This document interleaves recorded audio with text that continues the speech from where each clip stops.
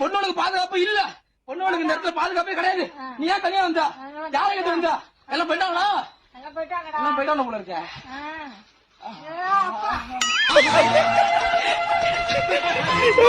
வெறித்தரம் வெறித்தரம் சத்தியோட எதிர்பார்க்கல.